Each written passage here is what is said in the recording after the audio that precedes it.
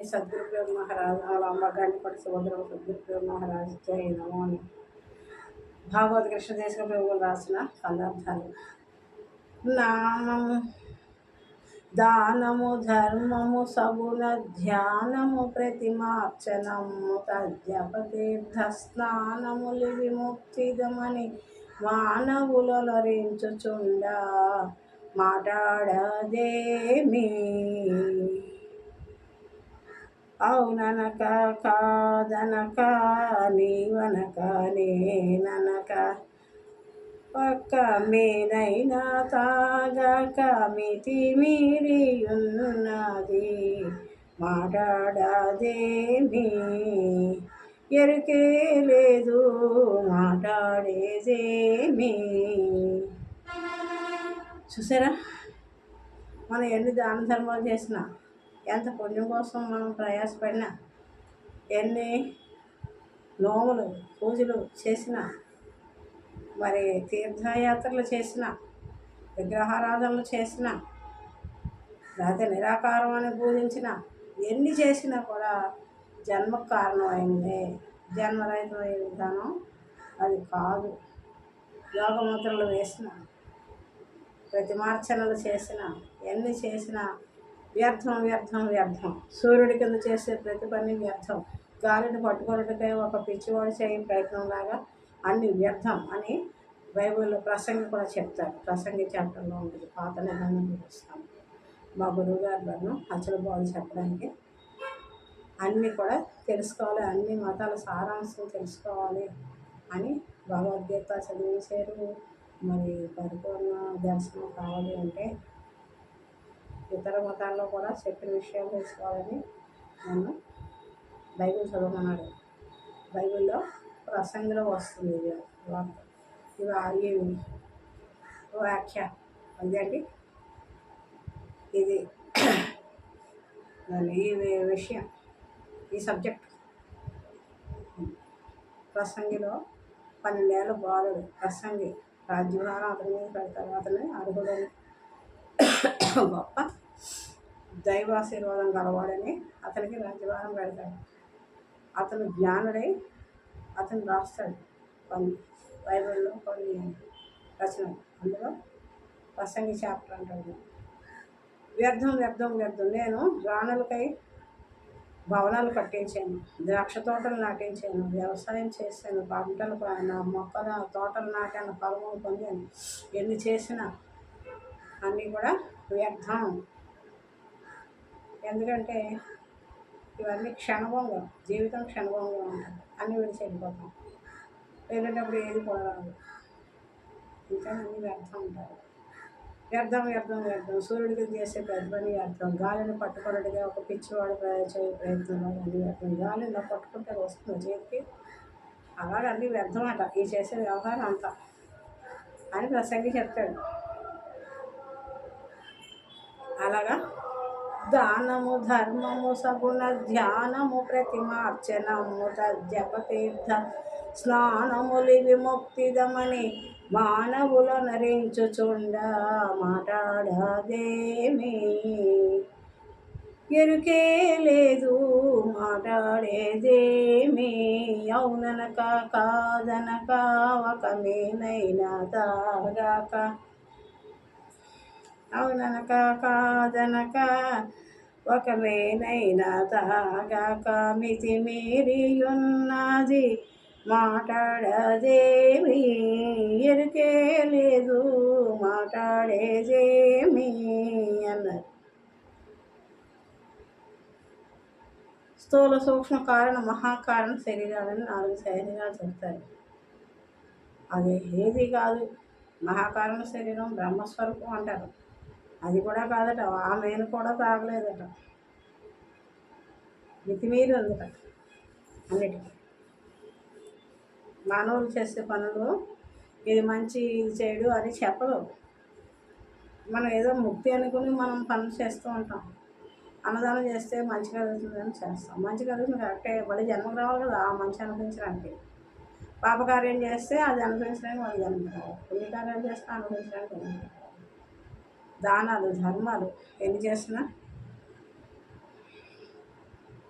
సప్తవిధ మోక్ష మార్గములకు శాస్త్ర నిర్దేశము దానము ఇచ్చుట, ధర్మ సత్ప్రవర్తన కలిగి ఉండుట, మరియు సగుణ ధ్యానము, నిర్గుణ ధ్యానము, గుణముతో వ్యాపించ న్యాయబద్ధమైన గుణములతో న్యాయబద్ధమైన జీవన విధానము నడుపుకుంట, ప్రతిమార్చనములు చేయుట, విగ్రహారాధనలు, జపము చేయుట, దేవుని మంత్రము చే ఉపాసించుట, తపము నియమ వ్రతములలో తపస్సు చేయుట, తీర్థస్నానములు పుణ్యనదులలో స్నానములు చేయుట అని 7 విధములు మోక్ష మార్గంలో చెప్పబడి ఉన్నది.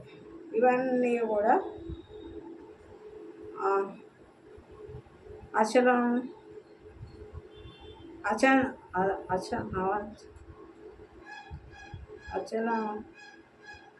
ఇవన్నీ కూడా అన్నీ ఆచరించినను, ఇవన్నీ కూడా మనం ఆశ్రయించినను పరిపూర్ణము ఏమి మాట్లాడదు.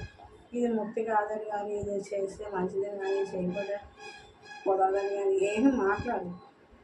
ఎందుచేతనగా పరిపూర్ణంలో ఎరుక లేదు కదా మాట్లాడడానికి. అవును కాదు, నీవు నేను అనదు. ఈ అనేది ఉపాధులతో ఒక్క ఉపాధి అని కూడా లేక అన్నిటికీ మితిమీరి అన్నదే పరిపూర్ణం అని భావం. దానము ధర్మము ఈ 2 పదములకు పైన భావము తెలియబడినట్లుగా ఇచ్చట అనే అర్థం కాదు. ఇచ్చుట దానం అనగా ఒకనొక కార్యము నిమిత్తమై పాత్రత, కాలము, ప్రదేశమును నిర్ణయమును తిరిగి శాస్త్రోక్తముగా నిర్ణయించిన వస్తువును ఇచ్చుట అని అర్థము. కానీ ధర్మం అనగా అట్టి నిబంధనలు ఏమీ లేకుండా అడిగిన వానికి అడిగిన వస్తువు ఫలాపేక్ష రహితంగా ఇచ్చుట. ఇది సప్తవిధ మోక్ష మార్గములు అని ఆచరించును పరిపూర్ణములు ఎరుకలేక కారణముచే సంతోషించుట తెలియదగు వికారములు ఏమీ ఉండవు. పరిపూర్ణంలో ఎరుకలేదు కాబట్టి మనం దాన ధర్మాలు చేస్తున్నా, ఎంత సత్ప్రవర్తన కలిగి ఉన్నా, పరిపూర్ణాన్ని సేవించిన పరిపూర్ణానికి ఎరుకలేదు కాబట్టి అది ఏమీ గ్రహించదు. ఇంతింతని ఎనరానిది వింతలు సాయనది ఎన్ని విధములగనిన చింతలెరుంగనిది బయలు ఎంతని వినిపింతు నీకేమీరా వృధకా తెలుపుట వినుట ఇక పెద్ద కథకా సంతాతమొక రీతి సకల దేశముల ఎందంతటా నిండున్నదదిగో పరిపూర్ణము ఏమీరా వృధకా తెలుపుట వినుట ఇక పెద్ద కథకా. పరిపూర్ణం గురించి చెప్పాలంటే ఇంతని అంతని చెప్పేదా? అంతా నిండున్న బ్రహ్మస్వరూపం. అది చెప్పుట వినుట, నేను చెప్పడం నువ్వు వినడం కూడా వింతే అనిపిస్తుంది. పరిపూర్ణ పరబ్రహ్మం ఇంత అంత అని చెప్పటకు వీలు లేదు. ఏ విధమైన వింతలు చేయనిది, ఏ విధమైన సంకల్పములు లేనిది. ఇటు పరబ్రహ్మమైన పరిపూర్ణం గురించి నీకు ఏ విధంగా వినిపింప చేయగలను? అలాగన చెప్పుట వినుట పెద్ద కథే కదా. సర్వకాల సర్వావస్థల యందు సర్వదేశముల యందు వెలితి లేకుండా సమస్తమైన వస్తువుల యందు ఉన్నది కదా పరిపూర్ణము. ఓ వృధక ఇదిగో చూడుము అని గురుగారు చెప్తున్నారు. ఎరుక అనోరణీయం మహతో మహీయం అన్నము అణువులోనూ ఉన్నది కనుక అనోరణీయం. మహతో మహీయం అతి పెద్దదైన బ్రహ్మం దాని అందు ఉన్నది. అందుకని మహతో మహీయం పెద్దవానికన్నా పెద్దది, చిన్నవానికన్నా చిన్నది, పెద్దదానికన్నా పెద్దది. అట్టి లక్షణములు లేనిది పరిపూర్ణం. సూక్ష్మతరం నాస్తి మహితో వర్జితం అన్నారు. సూక్ష్మము కాదు, మహాస్వరూపము కాదు. ఎరుక లేదనగా రెండవది ఉన్నదనే, చిన్నది అనగా అన్నది అని కానీ పెద్దదని కానీ అనేది పోలిక లేదు. పరిపూర్ణం ఏమీ లేదు. ఉన్నదనుకుంటా భ్రాంతి మాత్రమే. రెండవది లేనప్పుడు చిన్నదని కానీ పెద్దదని కానీ అంటకు వీలు లేదు కదా. అందుకే శృతియందును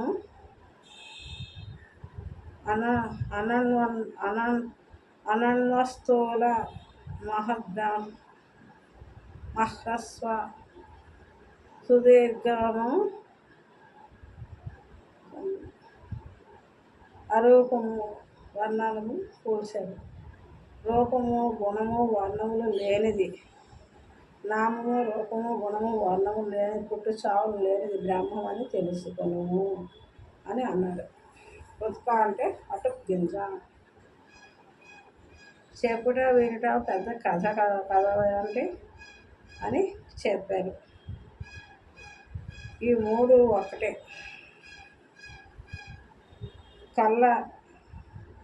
కళ ఈ సంసారం అంతా కళ అంటే అబద్ధం, కళ అంటే లేనిదని అని ఒకటే భావం. లేనిది అని అర్థము. ఏమీ లేని ఏమీ కానీ ఊహించుటకు బుద్ధికి కూడా సఖ్యం కానిది పరిపూర్ణం. తెలియజేయుట వినుట ఇదంతయు కదే, అబద్ధమే అవుతుంది అని భావం. కృతక అంటే అటుగింజ అని అర్థం. శిష్యుని సంబోధించింది. కృతక అనగా పిల్లవాడా అనియు, అటుగింజ అనియు అర్థం. ఇచ్చట అటుగింజ అనట విశేషార్థం. ధాన్యపు గింజ బీజము కలిగి మొలకెత్తే లక్షణం కలిగి ఉంటుంది. అటు ధాన్యమును వేయించి 3 రోకళ్ళతో దంచి పొల్లు తీసి గింజలే అటుకు గింజలు అని పేరు. ఇది తినుటకు రుచిగా ఉండదు కానీ అటుకు గింజ మొలకెత్తదు. ఇక్కడ శిష్యుడు వేదాంత జ్ఞానముచే వేయించబడి 3 మంత్రములచే 3 రోకళ్ళచే దంచబడి బోధ దృఢీకరణముచే పొల్లు ఎగరగొట్టబడినవాడు కనుక వీడు తిరిగి మొలకెత్తడు అనగా జన్మరహితుడు. అంతేకాక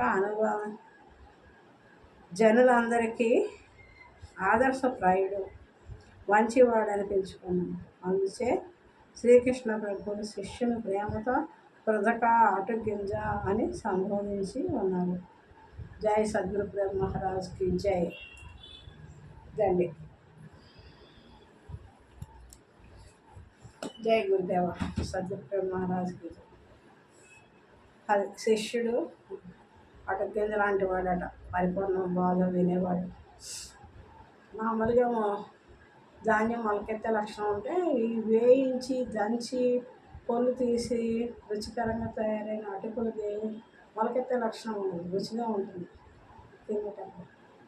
అలాంటి వాడు శిష్యుడు తిరిగి జన్మకు రావడని దృఢీకరణ ఈ పద్యం. జై సద్గురు ప్రేమ మహారాజ్కి జై.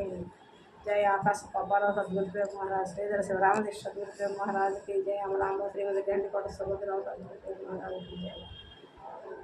అచల పరిపూర్ణ సాధు భక్త మండలికి జై. జై సద్గురు.